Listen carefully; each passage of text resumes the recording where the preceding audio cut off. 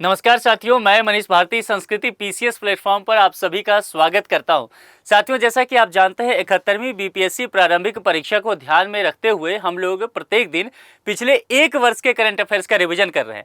आज lecture number 37 तक सफलतापूर्वक हम लोग पहुंच चुके हैं। प्रत्येक दिन क्या करते हैं दोस्तों, हम 10 टॉपिक लाते हैं, 10 क्वेश्चन तैयार करते हैं। एक क्वेश्चन मैं आपको दिया करता हूँ जिसका जवाब आप अंत में दिया करते हैं कमेंट बॉक्स में। देख रहा हूं कि आप में से अधिकांशतः लोग इसका सही जवाब दे रहे हैं और ये अच्छी बात है। इस प्रक्रिया को और जारी रखिए ताकि आपकी तैयारी और धारदार हो सके।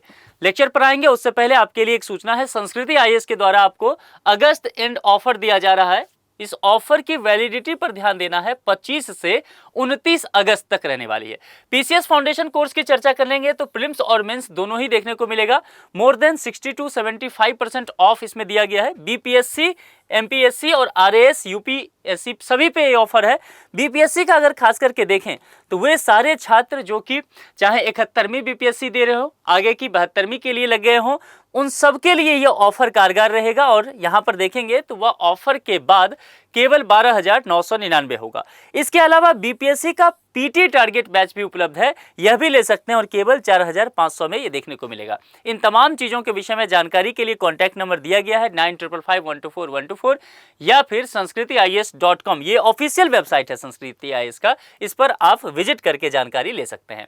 अब चलते हैं सीधे पहले टॉपिक पर। क्या कहा गया है? Online gaming. देखिए, बेहद महत्वपूर्ण है, चर्चा में रहा है। ऑनलाइन गेमिंग संवर्धन एवं विनियमन विधेयक 2025 किस क्षेत्र में भारत के लिए अवसर पैदा करता है? ठीक है, अब यहां पर देखेंगे तो 4 विकल्प आपको दिया गया है। अब मुझे आप बताइए, अगर आप यहां पर थोड़ी सी भी समझ लगाएंगे तो क्या आपको लगता है कि इस प्रश्न का जवाब देने के लिए आपको बहुत कुछ पढ़ा हुआ होना चाहिए?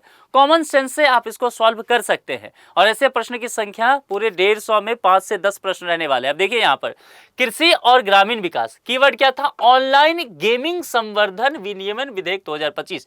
ऑनलाइन गेमिंग, इस शब्द को पकड़िए। क्या कृषि और ग्रामीण विकास से संबंधित ये रहेगा? जाहिर सी बात नहीं। ई स्पोर्ट्स और डिजिटल अर्थव्यवस्था, ये हो सकता है, रोक के रखते हैं। पारंपरिक गेम, क्या ऑनलाइन गेमिंग पारंपरिक गेम है हमारे देश का? ट्रेडिशनल स्पोर्ट्स है, जैसे कि कबड्डी है, हॉकी है, ये सब हमारे देश का क्या है? एक तरह से ट्रेडिशनल स्पोर्ट्स है, वो ऑनलाइन गेमिंग नहीं है, तो ये गलत। और केवल शिक्षा का क्षेत्र, तो जाहिर सी बात है ये भी नहीं। यानी कि बी विकल्प सीधे सीधे पता चलता है कि ई स्पोर्ट्स और डिजिटल अर्थव्यवस्था के लिए यहां पर देखने को मिलेगा। तो यह विधेयक जो है ऑनलाइन गेमिंग के नियमन और संवर्धन के माध्यम से भारत को ई स्पोर्ट्स, जो स्टार्टअप्स की बात करेंगे, डिजिटल अर्थव्यवस्था, इसमें वैश्विक स्तर पर बढ़त दिलाने का अवसर प्रदान करेगा। तो बी विकल्प के साथ हम लोग यहां पर चलते हुए नजर आएंगे। अब चलिए दूसरे प्रश्न पर चलते हैं। वेब्स बाजार किस देश में आयोजित किया गया? ठीक है, यहां पर 4 विकल्प आपको दिख रहा है, Bharat, Australia, America, United kingdom. ठीक है, अब देखिए वेब्स बाजार की जब बात यहां पर किया जाएगा तो इसका आयोजन जो किया गया वो ऑस्ट्रेलिया में। ठीक है, और ऑस्ट्रेलिया में एक जगह पड़ता है, उसका नाम है, ये नोट कर लीजिएगा, हो सकता है ये पूछा जाए, मेलबर्न। ठीक है, बी विकल्प के साथ चलिएगा, मेलबर्न में इसका आयोजन किया गया। और ये वेब्स बाजार आपको ध्यान में रखना है, चर्चा में रहा है तो हो सकता है प्रश्न बन जाए। चलिए, जगजीत पवारिया किसके लिए तीसरी बार पुनः चुनी गई हैं? अब यहां पर आपको विकल्प दिए गए हैं 4, ये नाम ध्यान रखिएगा, ये नाम चर्चा में रहा है तो चर्चित व्यक्ति का जो सेगमेंट आपसे पूछा जाता है उसमें यह प्रश्न आ सकता है। अब जगजीत पवारिया जो है अंतर्राष्ट्रीय नारकोटिक्स कंट्रोल बोर्ड यानी कि आईएनसीबी, इससे संबंधित ये चेहरा है, ध्यान रखना है। इन्हें तीसरी बार जो है इसके लिए चुना गया है, इस कंट्रोल बोर्ड के लिए। और आईएनसीबी संयुक्त राष्ट्र का क्या है? एक स्वतंत्र निकाय होता है। क्या करता है ये? जो नशीले पदार्थों पर नियंत्रण और अंतर्राष्ट्रीय स्तर पर उसका अवैध जो उपयोग हो रहा है उसको रोकने के लिए कार्य करता है। यानी कि कुल मिलाकर के नारकोटिक्स कंट्रोल बोर्ड की यहां पर बात की जाएगी। तो बी विकल्प के साथ हम यहां पर चलेंगे। ये इंपॉर्टेंट चेहरा है, ध्यान रखिएगा, चर्चा में रहा है तो यहां से प्रश्न बन सकता है। चलिए, 25 में लाइफ टाइम अचीवमेंट श्रेणी में द्रोणाचार्य अवार्ड प्राप्तकर्ताओं में से कौन बैडमिंटन कोच हैं? अब देखिए यहां पर जो है 4 विकल्प आपको देखने को मिलेगा। अब यहां पर देखेंगे श्री एस मुरलीधरन का नाम आपको दिखेगा।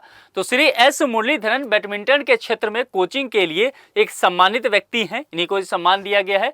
और अर्मांडो एग्नेलो कोलाको ये फुटबॉल के लिए सम्मानित यहाँ पर हुए हैं। तो यह जो आपको दिखेगा ये फुटबॉल के लिए, और जो प्रश्न में पूछा गया है बैडमिंटन, तो बैडमिंटन कोच कौन है? श्री एस मुरलीधरन।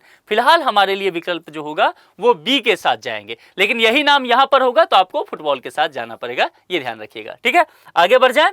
अब चलिए 5वें पर, मास्टर दीनानाथ मंगेशकर अवार्ड किस क्षेत्र में दिया जाता है? क्या इसको जानने के लिए आपको बहुत कुछ करने की आवश्यकता है? इस प्रश्न को ठीक से विकल्प पर ध्यान दीजिए, यहाँ पर क्या आपसे कहा गया है। देखेंगे तो खेल, संगीत और कला, विज्ञान, तकनीकी, शिक्षा। ये देखिए दीनानाथ मंगेशकर अवार्ड की बात किया गया है। मास्टर दीनानाथ मंगेशकर अवार्ड जो है वह संगीत और कला के क्षेत्र में उत्कृष्ट योगदान देने वाले व्यक्तियों या फिर संस्थाओं को भी दिया जाता है। तो दो चीज ध्यान रखिएगा, यह व्यक्ति भी हो सकता है या क्या हो सकता है? संस्था भी हो सकता है, दोनों ही चीज ध्यान रखना है। तो कुल मिलाकर के क्षेत्र आपसे पूछा गया है वह संगीत और कला होना चाहिए। आगे बढ़ जाए 6ठे पर चलें। मध्य प्रदेश और राजस्थान में किस परियोजना की निगरानी के लिए संयुक्त पैनल का गठन किया गया? लोकेशन क्या है? मध्य प्रदेश और राजस्थान, ये दोनों स्टेट को लेकर के बात किया गया। ध्यान से समझिए, विकल्प देखिए, बाघ संरक्षण परियोजना, वन्य हाथी संरक्षण, चीता और समुद्री कछुआ संरक्षण परियोजना। अब देखिए इस प्रश्न की सबसे पहले महत्ता को समझ लीजिए। इन्वायरमेंट से जुड़ा हुआ है तो जाहिर सी बात है 5 स्टार लगा देंगे। कोई भी टॉपिक जो इन्वायरमेंट से जुड़ा हुआ है अलग से हाईलाइट कीजिए, उसको पढ़िए, वहां से प्रश्न रहते हैं। तो मध्य प्रदेश और राजस्थान में आप जानते हैं चीता परियोजना की निगरानी की जा रही है। इसके लिए विशेष पैनल, विशेष संयुक्त पैनल कह सकते हैं, इसका गठन किया गया है ताकि अंडमान निकोबार और अन्य स्थान से लाए गए चीते सुरक्षित रूप से स्थानांतरित या कह सकते हैं संरक्षित यहां पर किए जा सके, यानी कि चीता परियोजना। तो किस विकल्प के साथ चलेंगे हम लोग? सी विकल्प के साथ चलेंगे। अब चलिए यहां पर 7वें पर चलते हैं। Take the right path, my health my right किस दिवस की थीम है? अब देखिए यहां पर थीम दे दिया है, उल्टा किया है। वैसे क्या होता है कि जो भी दिवस होगा वो पूछा जाता है और पूछा जाता है कि ये क्या थीम इसका है, लेकिन इसमें उल्टा हुआ। इस प्रश्न में थीम ही दे दिया, पूछा किस दिवस की थीम है। कुछ भी हो, लेकिन जो थीम है वो आपको पता होना चाहिए। और यहां पर जो बातें इसके लिए किया जाएगा वह थीम विश्व एड्स दिवस को समर्पित किया गया है।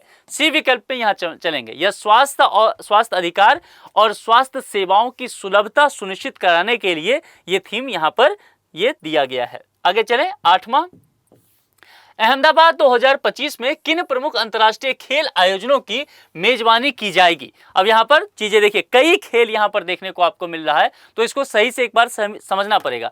लेकिन देखिए लोकेशन क्या है? अहमदाबाद और 2025 में क्या क्या है? राष्ट्रमंडल खेल की चर्चा यहां पर किया गया है, एशियाई खेल भी देखने को मिलेगा, इसके अलावा FIFA अंडर 70 क्वालिफायर, राष्ट्रमंडल भारोत्तोलन, और इसके बाद नीचे का देखेंगे तो ओलंपिक का एक सेट देख रहा है, एशियाई का सेट देख रहा है। कुल मिलाकर के बी विकल्प के साथ चलेंगे, राष्ट्रमंडल भारोत्तोलन, एशियाई एक्वेटिक्स चैंपियनशिप, AFP अंडर 17 एशियाई कप क्वालिफायर, यह जो है अहमदाबाद 2025 में खेला जाएगा। ठीक है, तो यह ध्यान रखना है, बी विकल्प के साथ यह सेट आपको दिया जा सकता है कि कुछ खेल उसमें जोड़ दिया जाए। ठीक है, तो वह आपको ध्यान रखना पड़ेगा। अब चलिए FITE महिला विश्व चैंपियनशिप 2025 का आयोजन किस देश में हुआ? आप जानते हैं कि इससे संबंधित प्रश्न इस तरह के पूछे जाते हैं कि लोकेशन आपसे पूछ लिया जाए। 2025 का यहां पर अगर बात किया जाएगा FIDE महिला विश्व चैंपियनशिप का आयोजन, तो वह चीन में, यहां पर चीन में जो है हुआ है, यानी कि बी विकल्प के साथ हम लोग चलेंगे। अब चलिए 10वें प्रश्न पर चलते हैं।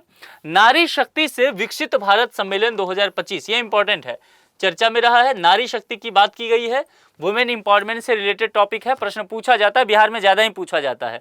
इसका आयोजन कब और कहां हुआ, दोनों ही चीज पता होना चाहिए, और ऐसे प्रश्न पूछे जाते हैं बिहार में, ध्यान रखिएगा, इसीलिए थोड़ा सा फैक्चुअल पढ़ना पड़ेगा। यह सम्मेलन जो है मार्च 2025 में होता है। सबसे पहले समझ लीजिए कब, समझ लेते हैं फिर कहां समझ लेंगे। 2025 और देश की राजधानी दिल्ली, तो दिल्ली में आयोजित। ठीक है, तो ये दोनों चीजें ध्यान रखिएगा। इसका उद्देश्य क्या है? महिला सशक्तिकरण और समाज के सामाजिक आर्थिक विकास पर ध्यान केंद्रित करना है। तो कुल मिलाकर के मार्च 2025 और न्यू दिल्ली, तो किस विकल्प के साथ चलेंगे आप? बी विकल्प के साथ यहां पर चलते हुए नजर आएंगे। अब एक प्रश्न आपके लिए जिसका जवाब आप कमेंट बॉक्स में देंगे। नमक सत्याग्रह के दौरान बिहार के लोगों ने नमक बनाने के साथ साथ सरकार के विरुद्ध किस कर का विरोध करने का विकल्प चुना? समझ में आ रहा है? यह टॉपिक इंपॉर्टेंट है, प्रश्न पूछा जा चुका है, इसको भी 5 स्टार लगाइए। फिर से देखिए, नमक सत्याग्रह के दौरान, याद होगा नमक सत्याग्रह बापू चलाए थे, यानी कि नमक बना करके कानून तोड़ने की बात की गई थी, ठीक है। इसके दौरान बिहार के लोगों ने नमक बनाने के साथ साथ सरकार के विरुद्ध किस कर का विरोध किया था? एक टैक्स था, उस टैक्स का विरोध किया गया था। हाथी, विकास, मलबा, उपयुक्त में से एक से अधिक, वो क्या है ये आप यहां पर लिख करके कमेंट करके बताते चलिए। कुल मिलाकर के यहां पर हमने देखा कि आज जो 10 टॉपिक हमने पढ़ा है उसमें से आप लोगों के कितने प्रश्न सही हुए हैं ये लिख करके मुझे बताएंगे। आखिरी प्रश्न का जवाब देंगे और आप लोग की तैयारी कैसी चल रही है ये भी कमेंट बॉक्स में लिख के बताएं। किसी जरूरी टॉपिक पर आपको लगता है कि और लेक्चर तैयार किया जाना चाहिए तो वो मुझे कमेंट बॉक्स में लिख करके आप बता सकते हैं। आज के लिए इतना ही, अपना बेहद ख्याल रखिए। जुड़ने के लिए आप सभी का बहुत बहुत शुक्रिया। Thank you so much.